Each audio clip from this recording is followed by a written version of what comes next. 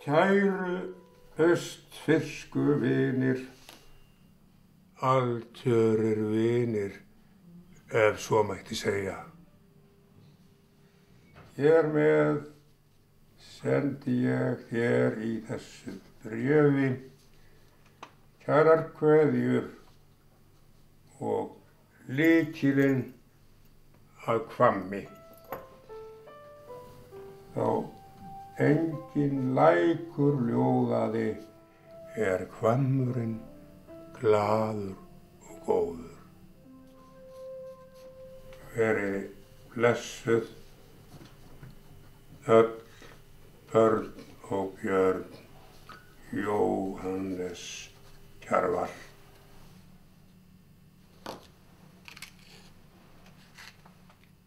En Kjarval tengist náttúrulega Borgarfirði með þeim hætti að hann kemur hingað 4 ára gamall. Hann fæddur á Efri Ey í Meðallandi og hann kemur hingað í fangi Þórunnar Jóhannesdóttur, fóstru sinnar. Hún reiðir hann austur í Borgarfjörð en hún var þá nýgift Sveini Jónssoni frá Sexbúðum og þau voru að hefja búskap í Geitavík. Og þar ólst Kjarval upp og hann svona ólst upp í skjóli þessa fólks og einnig bjó þarna Margrét Jóhannesdóttir, systir Þórunnar, og hann kallaði þær fóstru sínar.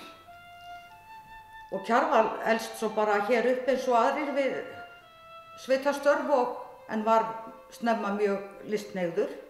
Ég gríp hérna niður í endurminningar sem ég setti á blað fyrir nokkrum árum og flutti út í Hvammi. Mér langar að segja ykkur frá landsetanum okkar á Kylstum eins og meistari Kjarval kallaði sig. En vera hans í Hvammi og samskipti hann var skemmtileg tilbreyting í lífi okkar á Kylstöðum. Ég var 5 ára þegar Kjarval kom fyrst í Hvammin. Hann hafði verið á leið til Borgarfjarðar en báturinn sem ætlaði að sækja hann að Selfljótsbrú við Ós kom ekki. Þegar hann kom tilbaka kom hann heim í Ketilsstaði og bað föður minn leyfis til að tjalda í Hvammi. Hann sagðist hafa séð svo gott mótíf þar. Ég heiti Elsa Guðný Björgvinsdóttir og ég safnstjóri Minjasafns Austurlands. Og við erum hérna stödd í húsakynnum safnsins í Safnahúsinu á Egilsstöðum. Og á Minjasafninu við tengjumst Kjarval á þann hátt að við erum umsjónaraðilar Kjarvals Hvamms eða sumarhúsa Kjarvals í Kjarvalshvammi. Og við varðveitum einnig nokkuð stórt safn af persónulegum gripum Kjarvals, hlutum sem voru í hans eigu og það lítið brot af þeim til sýnis í skápunum. Þetta mjög fjölbreyttir gripir, allt frá penslum og málingatúbum og yfir í fatnað og borðbúnað og stærri hluti eins og bara húsgögn og trönur og ýmislegt fleira. Og þetta allt saman hlutir sem svona vitna kannski hans gildismat og bara list. Þetta allt hlutir sem hann hefur nýtt mjög vel og mjög margir bera merki listsköpun hans. Þeir eru allsettir málingarslettum og sýna að hann var með hugann við listina bara nær stöðugt.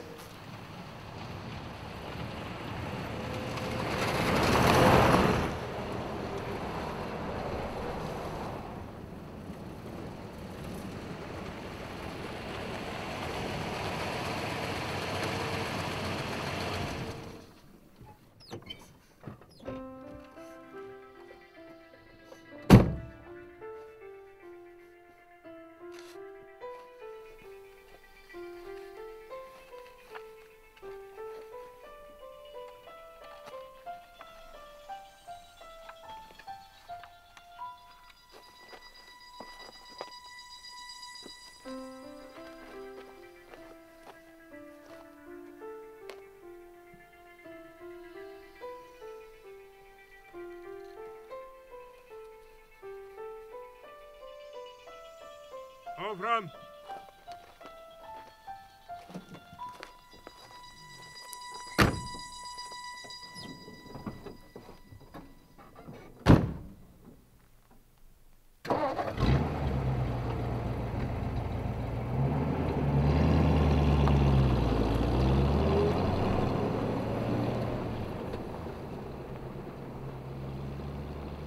Við erum stödd hérna í Bakkagerðskirkju á Borgarfirði eystra. Þessi kirkja var byggð 1901, áður var kirkjan á Desjarmýri og síðan kemur altaristaflan hérna sem máluð á Jóhannesi Sveinssyni Kjarval. Hún máluð sumarið 1914. Það voru konur hérna á Borgarfirði sem gengust fyrir því að fá Kjarval til að koma hingað heim sumarið 1914 og mála altaristöflu fyrir kirkjuna. Hann bjó í gamla skólanum, hann var þá nýkominn frá námi og þær skiptust á að færa honum mat. Hann var sem sagt málaði þar og bjóð þar og það er ekki vitað til þess að hann hafi tekið peningagreiðslu fyrir.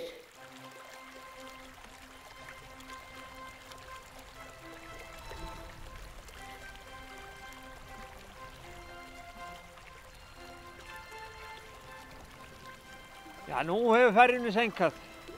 Já, sein og sein. Já, mér sýnist þér ófært að út fyrir Brimnesið. Já, þú segir nokkuð. Já, það er stíf norðanátt að út fyrir. Já, báturinn kemur víst ekki. Farðu með við tilbaka. Í Já. Hvamminn þann þarna sem við fórum fram hjá áðan. Já. Það var nokkuð laglegt mótíf.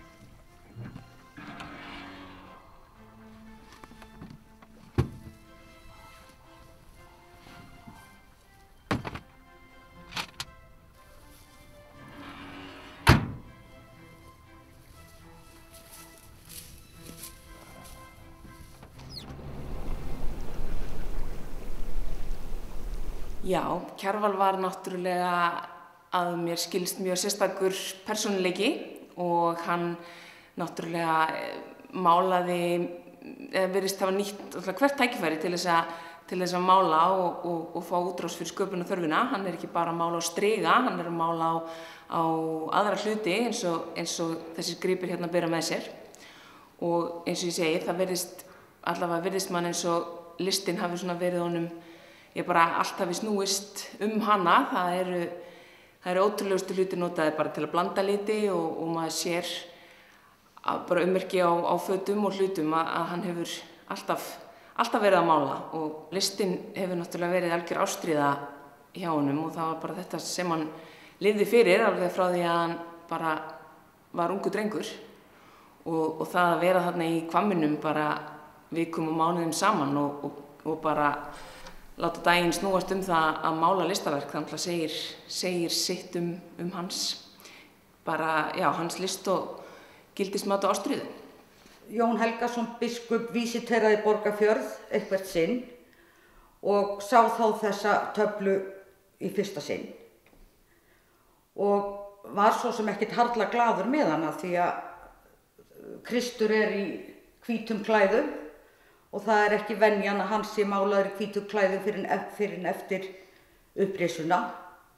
En þessi altaristafla sýnir fjallræðuna og Jesús stendur á Álfaborginni með Dyrfjöllin í baksýn.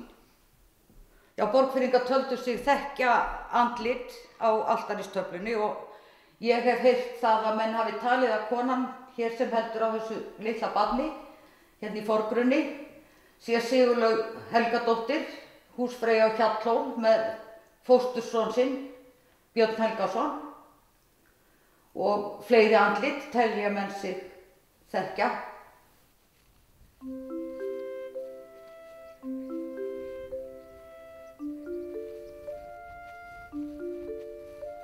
Sjáðu tjaldið.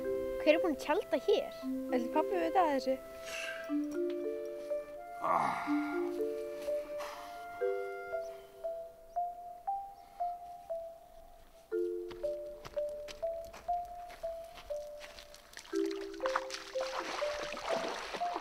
Hvað er hann að gera?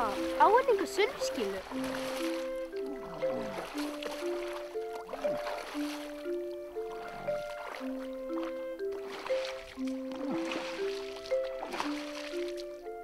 Við verðum að segja pabba frá þessu.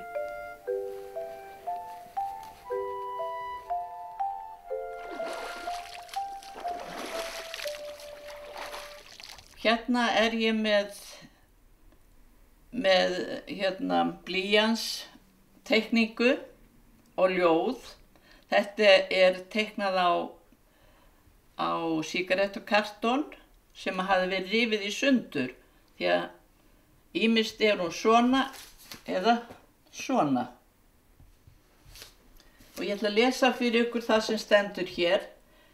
Lífsum granda ljóðalist, leist mér selfljót frosti kist, ljómar hélu pundstrá pend, þó nú þanga nokkuð langt, þó maður yrki svona stránd, áltir flugu í vestur veg, morgun birtan var dásamleg.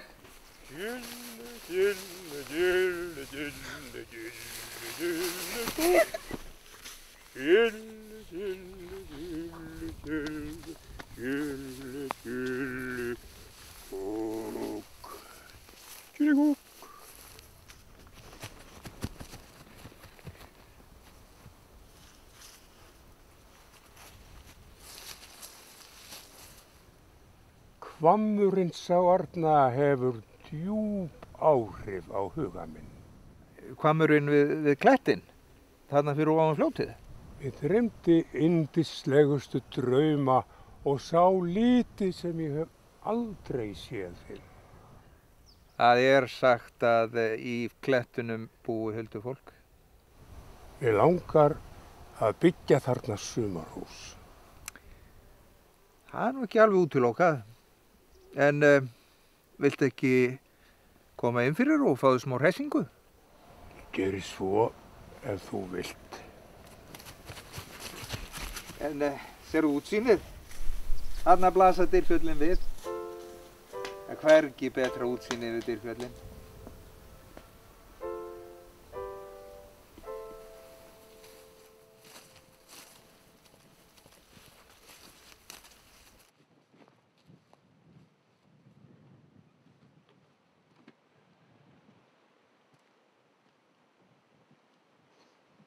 Kjarval kom í Hvamminn á hverju sumri í 20 ár, það er frá 1948 til 1968.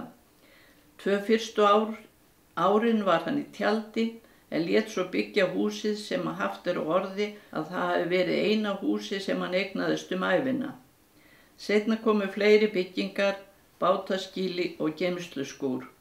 Ennfremur setti hann upp þil sem litu út eins og stafnar á litlum húsum og sagði hann þau vera félagsskap fyrir húsið.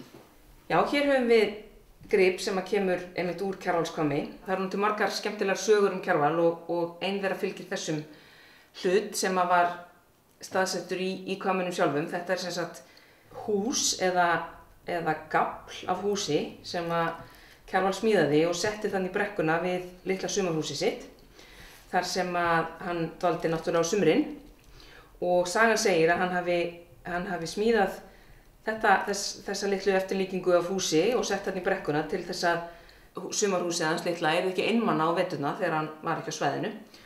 Og það fylgir einnig sögun, eða sumir segja að þetta hafi líka verið svona lítið álfahús sem hann hafi byggt til að setja þarna í Hvamminn.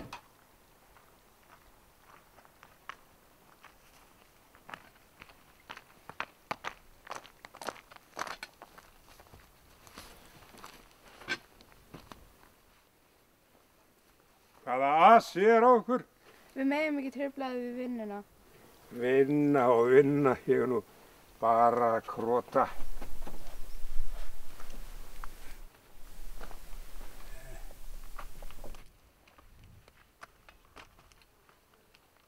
Er þið komnar með kjötsúpu? Já.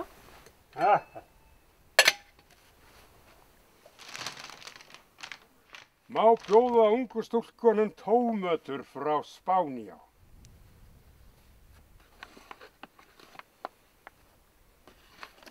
En svona grænmeti sáistir hafa aldrei sést í þessari sveit, er það? Nei.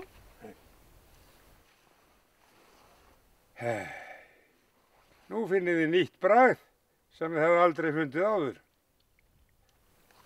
Langar ykkur að skoða húsið mitt? Þið eru svo vel ungdömur, gangið í bæinn.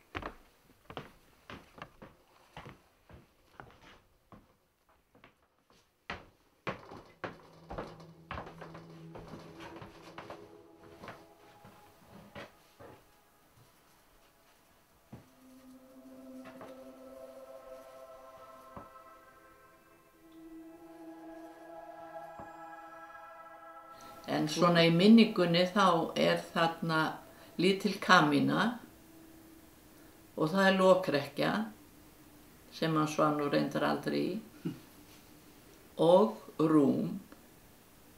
Svo man ég eftir einhverju litlu borði sem að var nú ættað heima, var það ekki? Og mamma setti dúk á og blóm þar á. Þetta nú svona eitthvað sem maður sér fyrir sér. Koffortið með lita Já, allt hérna út í málningu. Já, hér erum við með eitthvað svona skemmtilegri gripum Kjarval sem við varðveitum hér á safninu. Þetta hurð af kamri sem var í Kjarvalskvammi og hér sjáum við sem sagt innan á hurðina. Þar hafði Kjarval málað þetta listaverk sem sýnir, ef maður rýnir í það, þá virðist þetta vera kona sem jafnvel svona að skýla sér einhvern veginn. Virðist vera svona hendin hér og hér höfuðið. Og þetta var sem sagt innan á hurðinni á kamrinum og eiginlega fannst fyrir svona hálfgerða tilviljun og það vel líklegt að þetta sé einhver álfkona eða eitthvað svoleiðis. Álfar voru nú hugleiknir á mörgu leyti, þannig að þetta alveg hefur yfir sér eitthvað álfa yfirbragð, það á hreinu. Lykillinn að húsinu var geymdur heima á Ketilsstöðum og vissum við því alltaf þegar Kjarval var kominn í Hvamminn. Oftast kom hann með flugi og fékk einhvern til að fara með sig út eftir. Hann kom þá gjarnan labbandi frá hliðinu niður brekkuna að bænum heima og þá heyrðist til fræga Gilligogg, Gilligogg. Hann var spurður þýðingu Gilligogg. Svar Kjarvals var á þessa leið: þetta alíslenskt mál, það merkir allt sem gott halló, húrra, húrra, bravo, glimheill og bikini.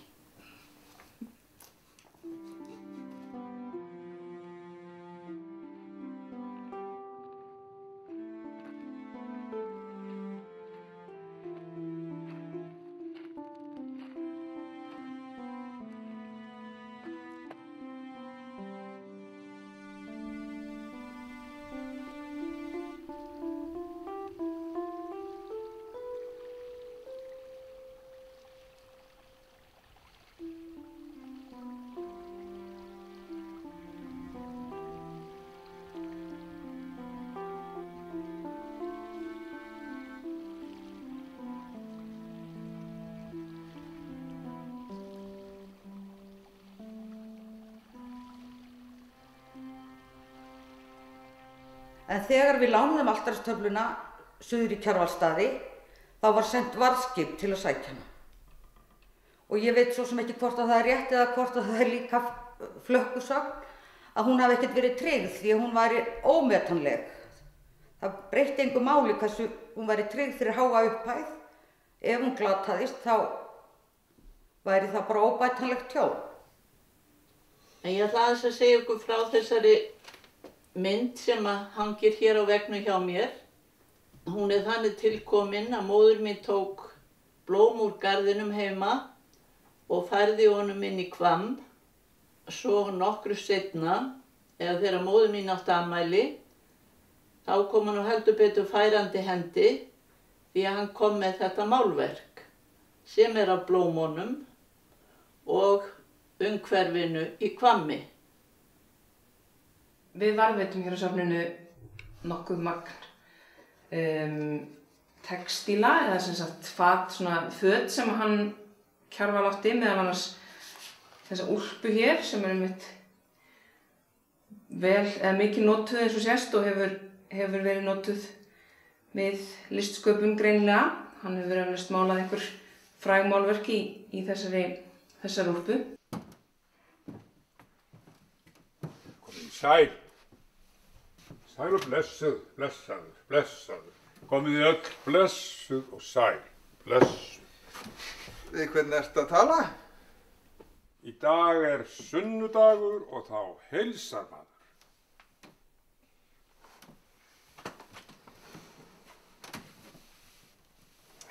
mér datt í hug að við gætum farið í bíltúr á jeppanum og heimsótt frændfólk mitt hér í Útmannasveit. Jafnvel farið í messu á Hjaltastað. Hér á bæ eru fínar möblur.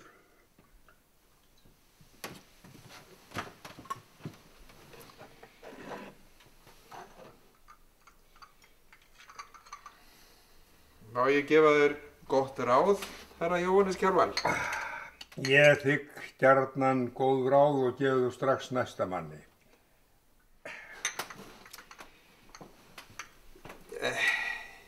Ég finnst líklegt að málverk að Dýrfjöllunum væri mikils virði. Margt er mikils virði. Okkur hjónunum hefði þótt væntum ef þú málaði Dýrfjöllin. Við erum reiðubúin til að borga fyrir. Gilligokk.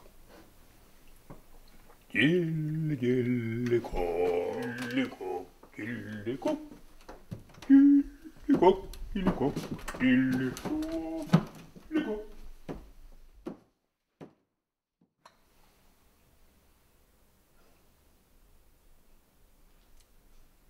Hann var ekki alltaf eins stemdur. Nei. Sko það var svolítið eftir því hverju voru með honum, hverju voru í kring. Hvernig hann kom, hvernig hann var í framkomu. Já. Hann tók svolítið svona einhvern snikk af þeim sem voru með honum. Hann var ekki alltaf einn þegar hann kom heim í Gilsstaði, sko. Það voru svona gestir sem heimsóttu hann.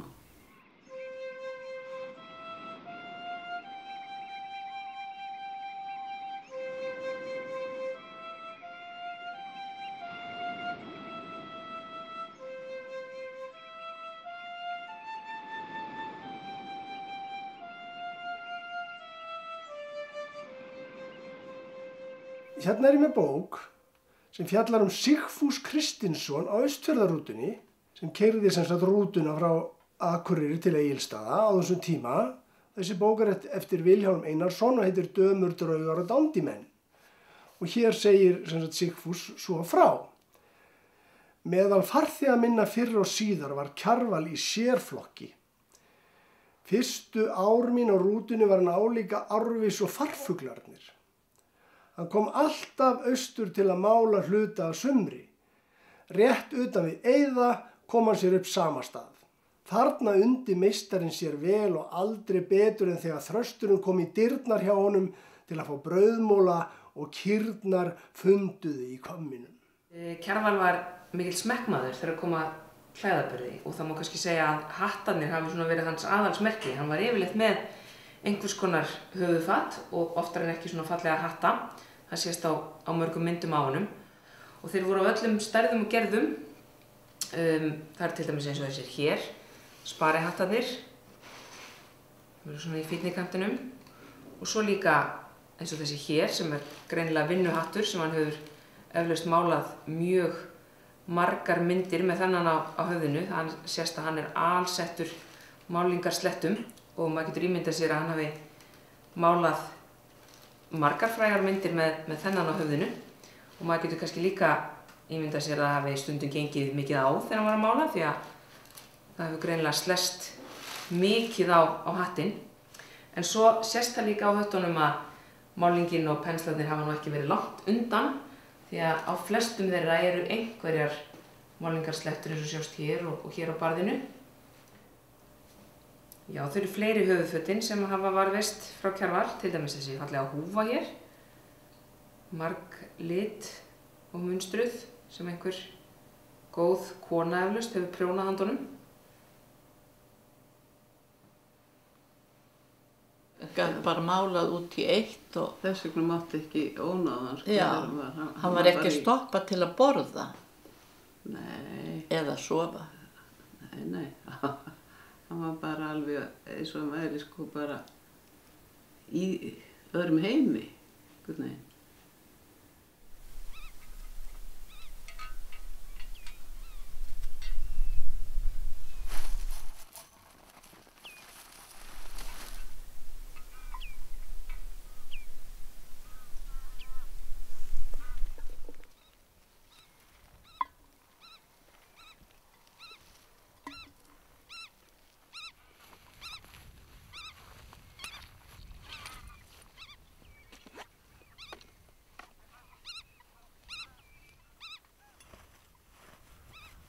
Jóhannes, það nú ekki ráð að fara að mála mig, auma húsfreyju. Fegurð náttúrunnar mitt viðfangsefni.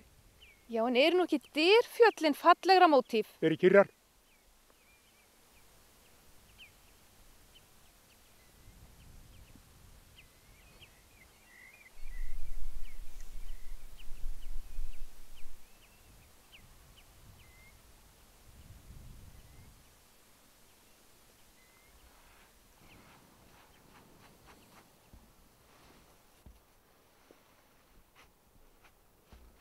Kjarval hafði fast sæti í rútunni hjá mér sem ég hélt auðu þegar ég vissi að hann var væntanlegur. Sæti þetta var fremst í bílnum, næst fyrir aftan bílstjórasætið. Hann vildi njóta útsýnis framrúðuna. Hann lauk upp augum mínum fyrir ýmsum sérkennum landslags og umhverfis og hreifst af hlutum sem í fljótu bragði virtust ekki hafa neitt sérstak til að bera, til dæmis roðabörð, melkollar eða einstakir steinar. Hann átti stein nokkurn á Jökuldal að sérstökum vini og ávarpaði hann stundum þegar ekið var hjá.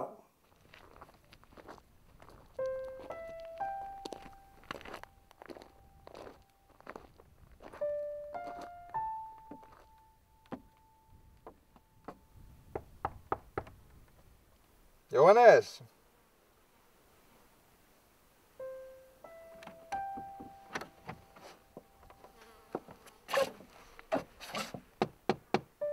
Jóhannes, þú átt afmæli í dag. Frúin bakaði handa þér köku.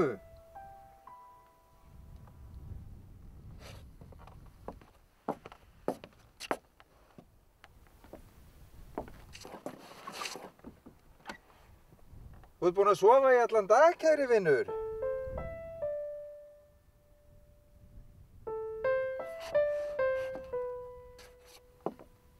Sko, hann var náttúrulega alinn upp, þú veist, í sveit. En samband hans við náttúruna hefur náttúrulega verið bara eins og ekkert líkur hjá venjulegu fólki eftir svona ýmsum sólamerkjum.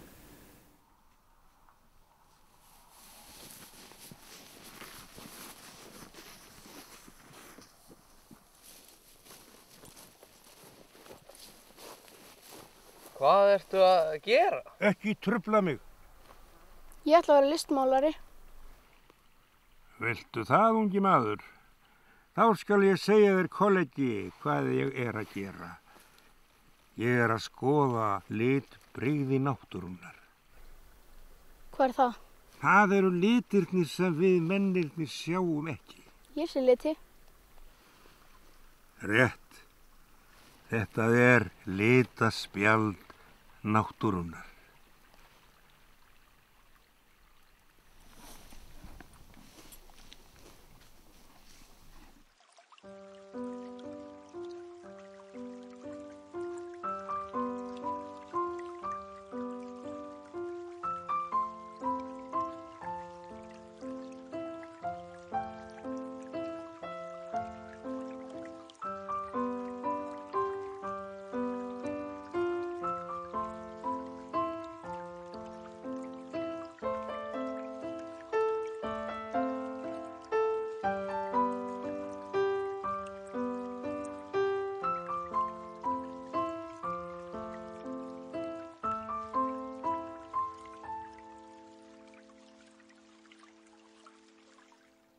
Af mörgum ferðum okkar Kjarvals í Akureyrarrútunni mér hvað minni stæðast einn júlídag þegar sól var og hiti á Egilsstöðum, allmargt farþega af fjörðum var komið í bílinn þegar ég sá meistarann. Hann kom frá pósthúsinu í gráa frakkanum sínum, óhneftum, með myndastranga og litla brúna ferðatösku. Það væri synd að segja að hafurtaskið íþyngdi Kjarval á ferðalögum, nema þá helst málverkin.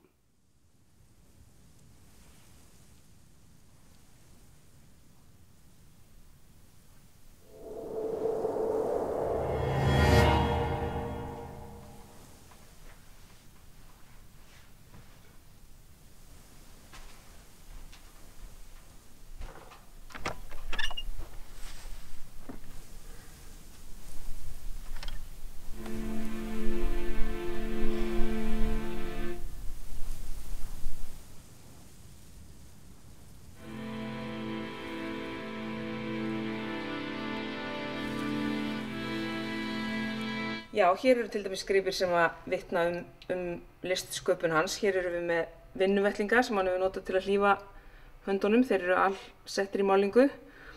Hér er síðan litaspjald sem hann hefur notað til að blanda liti, eitt af mörgum sem við geymum hérna, og svo náttúrulega penslarnir sem hafa náttúrulega verið hans mikilvægustu tæki.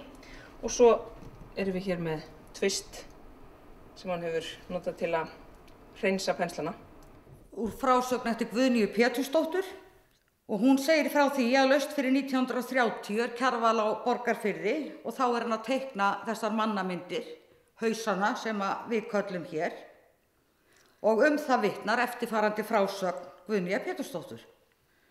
Hann svaf í herbergi sem kallað var innri stofan á Borg og ég færði honum kaffi á morgnana ef hann var þá heima. Svo var það einn morguninn að ég kem inn til hans og þá situr hann þar á dívaninu og hrærir í hárinu á sér fram og tilbaka. Það var eins og hann hvorki heyrði minni sæi og því ansaði hann ekki þó ég bið honum góðan daginn. Svo setti ég kaffibakkan á borðið og sagði honum að gjöra svo vel og ætlaði að fara. Þá segir hann, ég hef vakað í alla nótt. Nú, segi ég, ertu eitthvað veikur? Þá bendir hann á mynd af manni sem hét Guðmundur Jónsson og var alltaf kallaður Hólagvendur. Og segir, ég hef barist við þetta bros í alla nótt, klukkan 7 í morgun náði ég því loksins.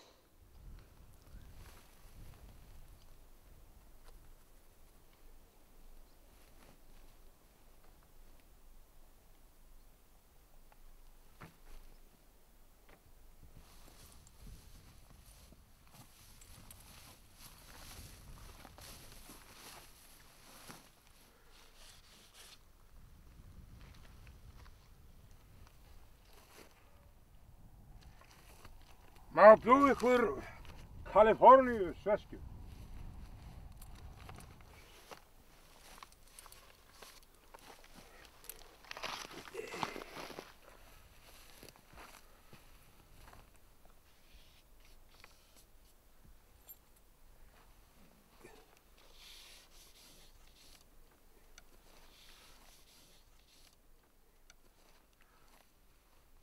Hvað með hestana, drengir?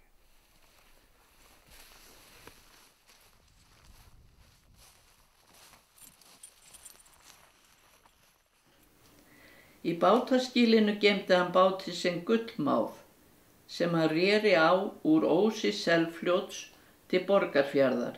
Þetta var mikið afrek enda fræg ferð.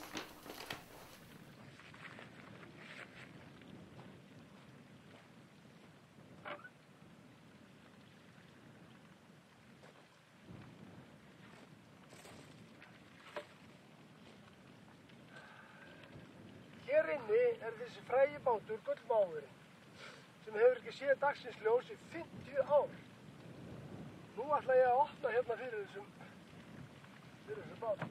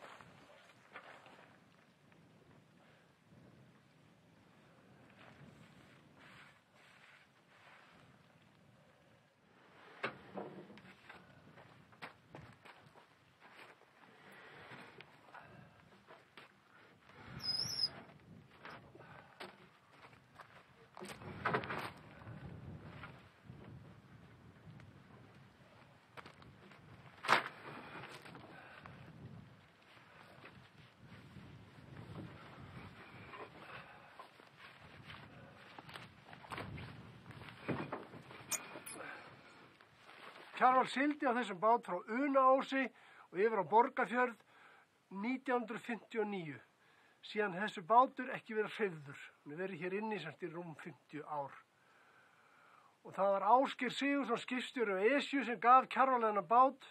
Hann lét smíðan í Noregi og færði Kjarval þennan bát. Þetta var bölvað dags vegna þess að Kjarval þurfti að fá mann til að keyra bílinn út eftir að brúnni á Unaás. Þar settu þeir hann á flot. Og Kjarval ætlaði að sigla út stuttaspottan á Selfljótinu út í ósinn. Það var mesta vandamál Því Selfljóti það svo grunnt, þar siglir enginn á bát.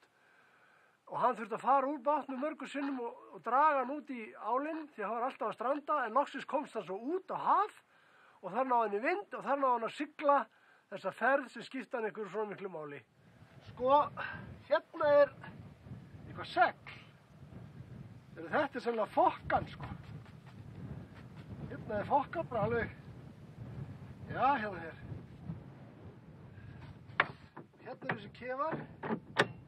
Leggja á nýður svona. Þetta algjörlega eðalbátur, sko. Hér svona raufar skrautraufar á þóttunum. Og þú veist. Og hérna hogginbönd, svo kölluð. Það gefur hann mikið styrk.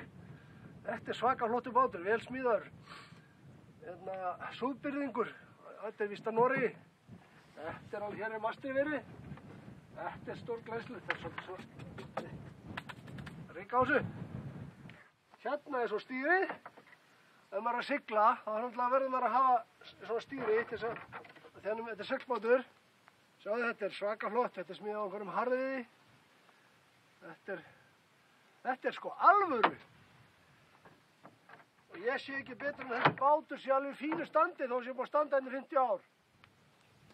Alveg ekta, sko. Það eru þótturnar.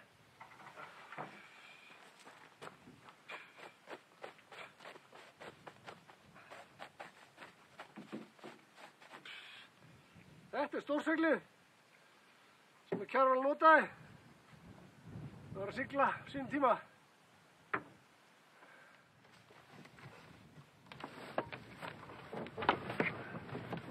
Sko.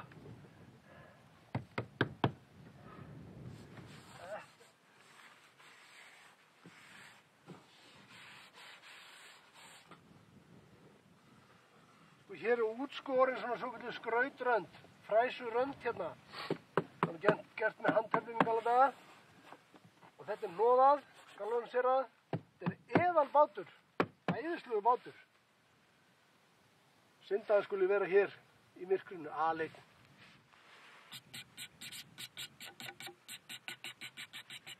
Ellá Berg, Bátlager, Bergen. Þessi ferð skipti Kjarval greinilega mjög miklu máli því að fekk enginn að fara með honum eða neitt slíkt og hann vildi klára þessa sjóferð þótt að veðrið tók heilan dag og hann þurfti að róa stóra kafla en hann sagði, hann lét þessi orð falla í lok ferðarinnar: viljinn sigrar allt.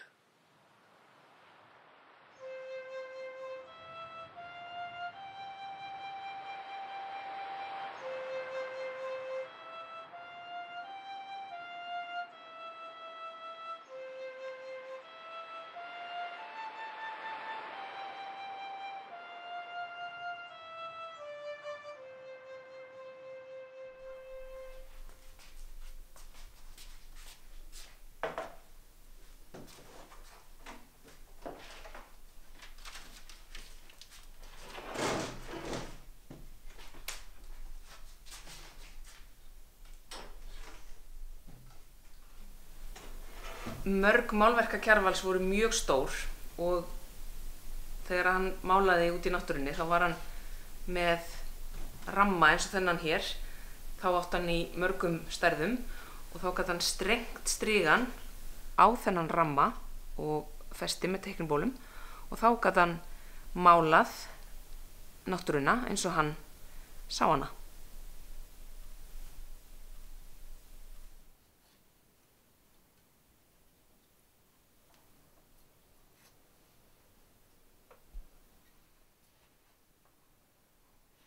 Hefur hann farið til útlanda? Já.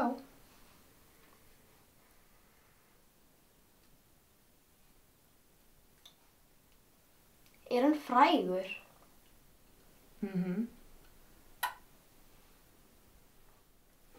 Á hann konu? Nei, ekki núna.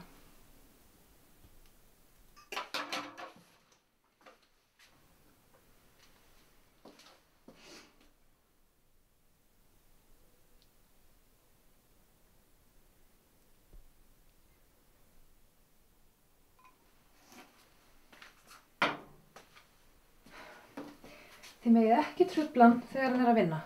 Mamma, þú ert alltaf að segja það. Óneitanlega var þetta svolítið álag sko, því hann kom ekki einu sinni á sumri og var einhverja daga. Hann kom kannski upp í 3 svar, fór og kom sko. Og aldrei neitt vitað fyrirfram sko, hvenær það var von eða svoleiðis. Þetta bara datt, hann datt bara inn. En nú tók fundum okkar og ferðum í rútunni að fækka. Það gerðist algengara að hann færi austur með flugvél því flugsamgöngur við Egilsstaði bötnuðu óðum. Hægt var að skreppa oftar og hvenær sem hugun girndist. Þetta er einn af þeim hlutum úr eigu Kjarvals sem hafa verið afhentir hingað á safnið, kom hingað með fleira dóti og þegar við fórum að athuga hvað var í því þá kom í ljós að það var fullt af smákökum sem að honum hafa líklega verið gefnar einhver tíman. Kannski hefur einhver húsfreyja á Borgarfirði bakað þær handunum og sent honum fyrir jólin og hann kannski ekki komist yfir að borða þær. Þær eru allavega hér í bóksinu.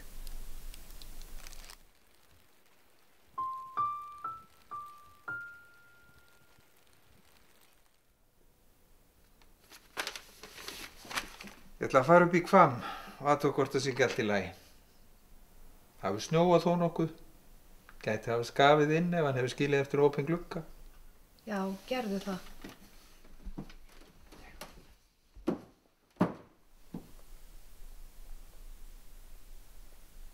Sko vera hans þarna í Hvammi, hún náttúrulega auðgaði líf okkar.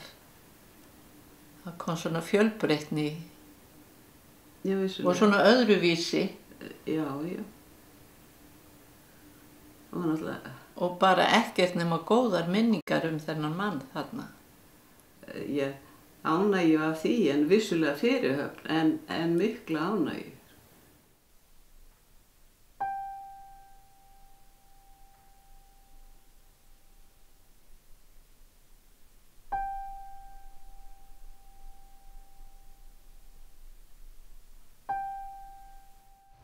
Það er ýmislegt fleira sem við eigum. Við erum hérna með forláta slopp sem honum hefur verið áskotnast einhvers staðar. Hann hefur nú ekki málað í honum mikið, það er ekki málingarblettur á honum, þó eitthvað því að það eru málingarblettur á honum eins og flestum öðrum flíkum sem við geymum. Það virðist vera eins og málingarbensillinn hafa aldrei verið langt undan.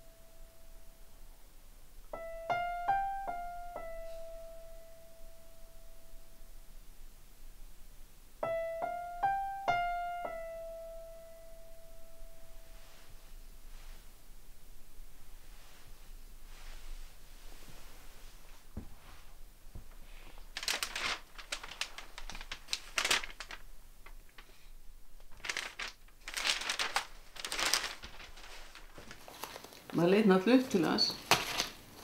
Og það var náttúrulega svona alveg sérstakt.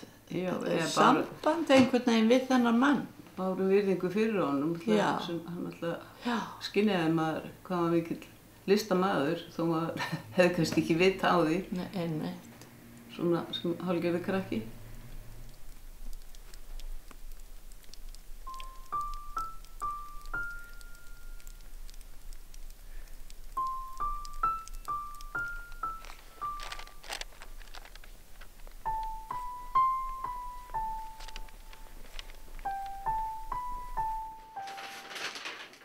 Sjáðu þetta. Hvað veistu þetta? Þetta var í kofanum. Þetta til okkar.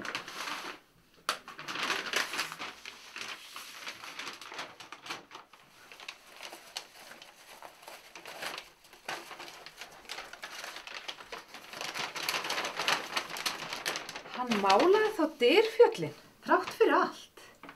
Hann málar aldrei eftir pöntun. En hann málaði þau nú samt.